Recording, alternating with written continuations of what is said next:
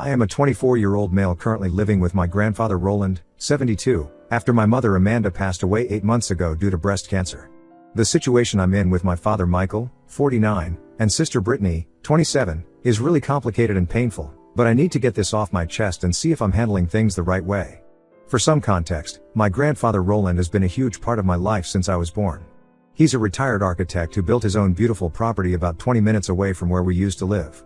The property is around 5 acres with a stunning main house that he designed himself, 2 guest houses, and some farmland that he leases out. He's not just wealthy in terms of property, he's also one of the kindest and most genuine people I know.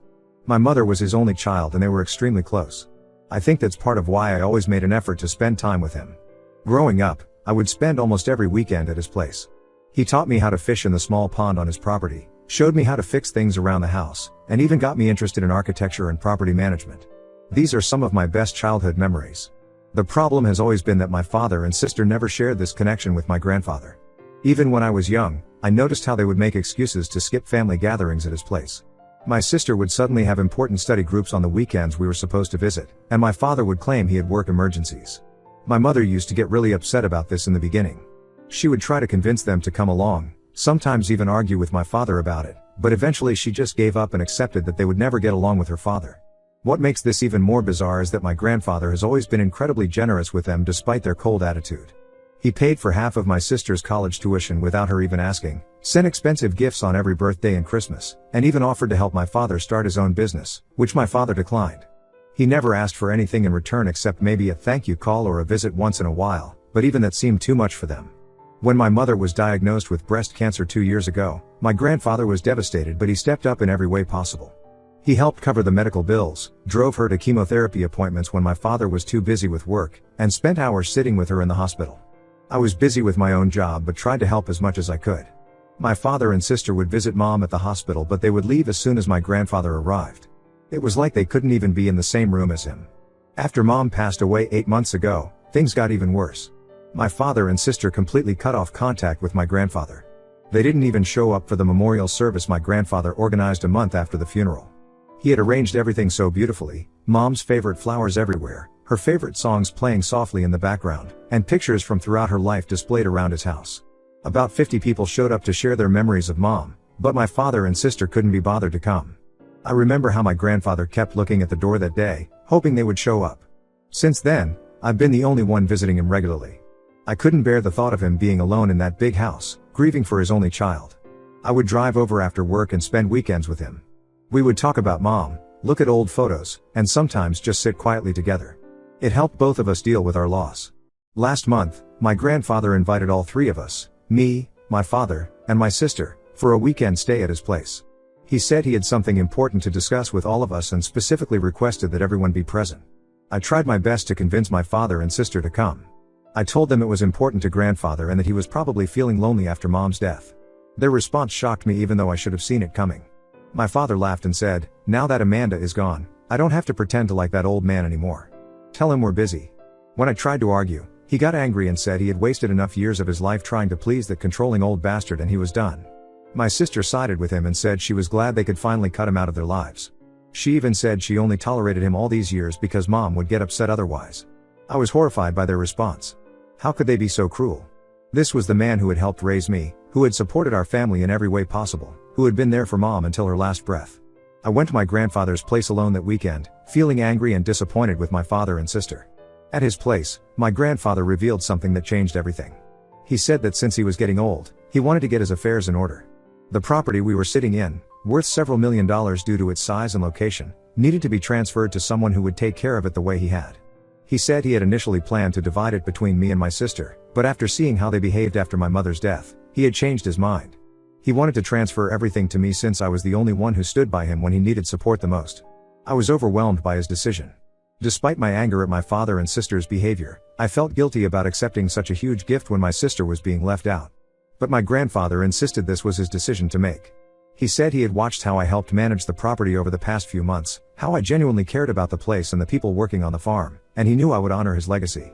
He had already spoken to his lawyer and wanted to start the paperwork next month. I decided not to tell my father and sister about this.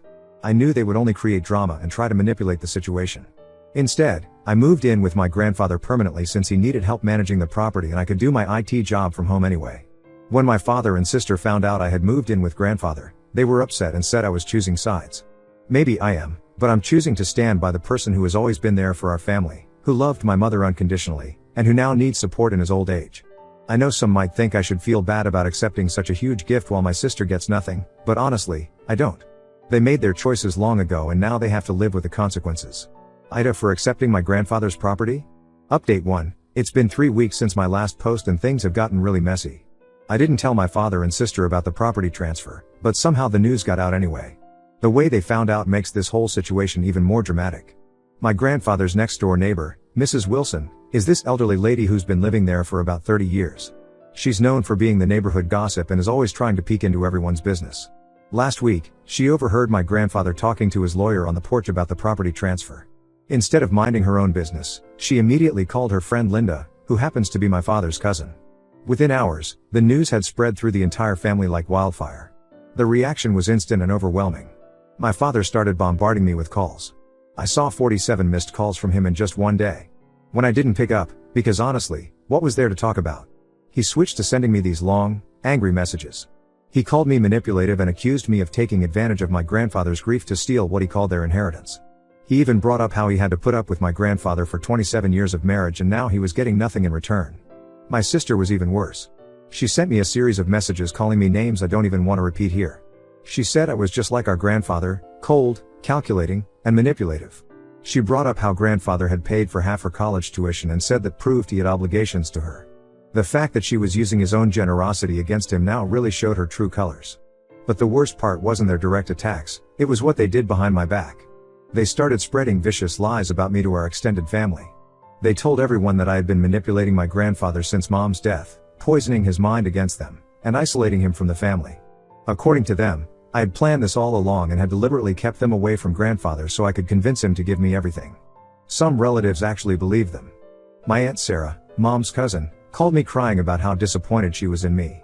Uncle Pete, who I've always been close to, sent me this long message about how I needed to do the right thing and convince grandfather to split the property fairly.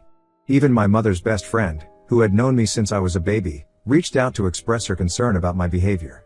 The worst part was that no one bothered to ask for my side of the story.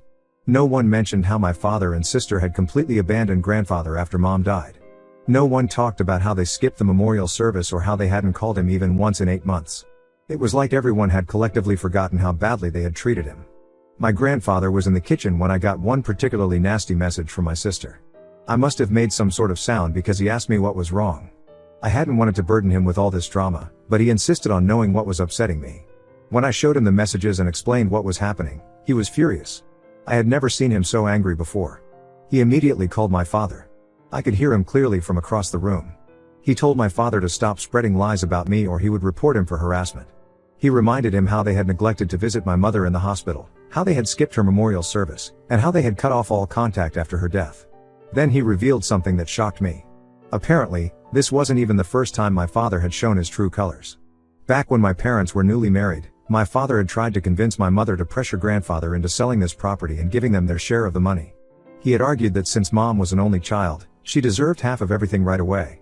My mother had refused, saying she would never ask her father to sell the home he had built with his own hands. This had led to huge fights between them. My grandfather had overheard one of these fights when my parents were visiting. He had been coming down the stairs when he heard my father yelling at Mom about the property. That was when he realized my father's true nature, but he kept quiet about it for my mother's sake. He never told her he knew about these fights because he didn't want to cause more problems in their marriage. After hearing this, I felt like I was seeing my father clearly for the first time. All these years, he had just been waiting for a chance to get his hands on grandfather's property. His coldness, his constant excuses to avoid visiting, his rushing to leave whenever he had to come, it all made sense now.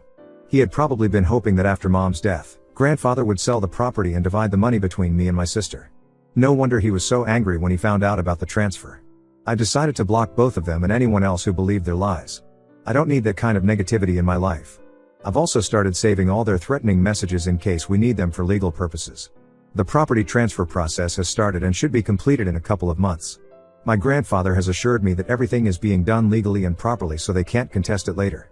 Sometimes I feel sad about how things have turned out, but then I remember how they treated grandfather after Mom died and my sadness turns to anger.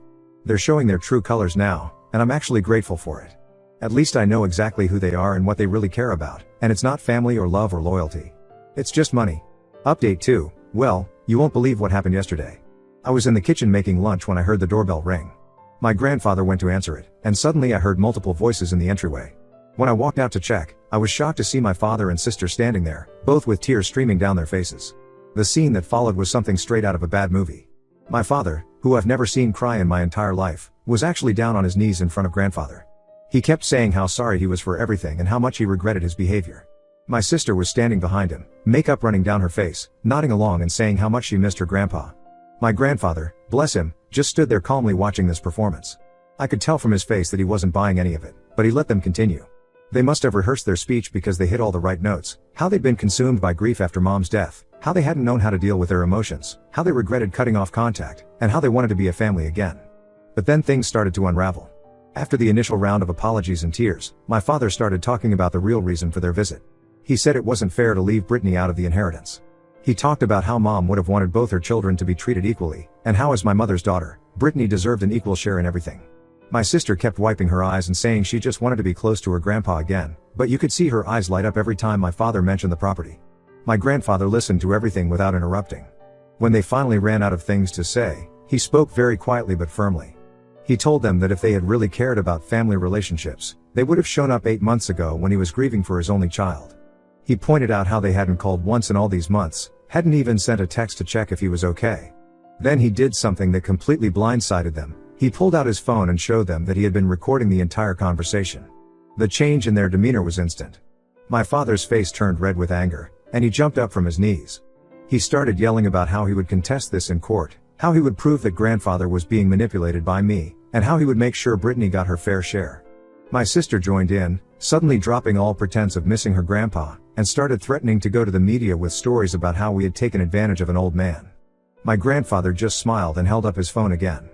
He suggested they talk to a lawyer first and find out how strong their case would be given their previous behavior in this recorded conversation where they basically admitted they only came back for the property. He told them he had been recording every interaction ever since they started spreading lies about me, just in case something like this happened. They left looking completely defeated and humiliated. After they were gone, my grandfather revealed that he had actually been expecting something like this. He said that people's true nature often comes out when property and money are involved, and he had seen enough in his lifetime to know how these things usually play out. That's why he had started recording everything weeks ago. I was amazed by how well he had handled the whole situation. While I had been angry and hurt by their behavior, he had stayed calm and prepared for every possibility. He told me that he had learned these lessons the hard way, dealing with relatives who had tried to claim parts of this property even when my mom was alive. Looking back at their visit now, I can see how fake everything was. The timing was too convenient. They showed up right after finding out that the property transfer process had started. Their tears dried up as soon as grandfather mentioned the recording. Even their apologies were focused more on why they deserved the property than on how they had hurt us with their behavior. My grandfather's lawyer called this morning to let us know that the property transfer is proceeding smoothly. He also said we shouldn't worry about any legal challenges from my father and sister. With the recorded conversation as evidence, no court would take their claims seriously. I feel like a huge weight has been lifted off my shoulders. At least now we won't have to deal with any more fake tears or sudden appearances. Update 3. It's been 6 months since everything happened, and life has changed completely. The property transfer was completed last month, and I'm now the legal owner of everything, though I made it clear to my grandfather that he's still in charge. I want him to stay in control as long as he wants to. This is his home that he built with his own hands, and I'm just here to help manage things and make sure his legacy continues. As expected, my father and sister tried to contest the transfer. They actually went to 3 different lawyers, but each one gave them the same advice after hearing the recorded conversation. They had no case. The last lawyer apparently told them that their recorded admission of only coming back for the property would completely destroy any claims about manipulation or undue influence. Their response to this defeat was exactly what you'd expect. My father has gone around telling everyone who will listen that he no longer considers me his son. At a recent family wedding, which I didn't attend, he apparently introduced my sister as his only child. My sister has taken this even further. She's gone through all her social media and deleted every photo that had me in it, even our childhood pictures. She's blocked anyone who mentions me to her and has apparently told her friends that she's an only child. The extended family has mostly sided with them, mainly because my father has been spreading stories about how I manipulated an old man into disinheriting his granddaughter. Some relatives I grew up with, who used to be close to me, now cross the street if they see me coming. It hurt at first, But I've realized that if they're so quick to believe lies about me without even asking for my side of the story, they weren't really family to begin with. On the brighter side, my grandfather and I have grown even closer over these months. We've started working on renovating the guest houses. He's teaching me everything about construction and design, just like he learned from his father. We've also started an exciting new project. We're converting part of the farmland into an organic vegetable farm. My grandfather's eyes light up when he talks about this project. He says it reminds him of the small vegetable garden my mom used to keep when she was young. The house feels more alive now. We hired a local landscaping company to restore my mom's old garden, and my grandfather spends hours there every morning. Sometimes I find him sitting on the bench Mom used to love, just looking at the flowers and smiling. I think he feels closer to her there. Sometimes, usually late at night, I do miss how things used to be with my father and sister. I miss the family dinners, the inside jokes, even the silly arguments. But then I remember how quickly they showed their true colors when money was involved. I remember how they treated my grandfather after Mom died, and how they only came back when they thought they could get something from him. Those memories help me realize that I'm better off without that kind of toxicity in my life. My grandfather told me something interesting yesterday. He said that sometimes the family you choose is better than the family you're born with. He said he's proud of me for standing up for what's right, even when it meant standing alone. Coming from him, that means everything. I've learned more about integrity and strength from him in these past months than I had in all the years before. The property is just a place, but the lessons I've learned here about loyalty, honesty, and standing up for what's right, those are the real inheritance my grandfather has given me.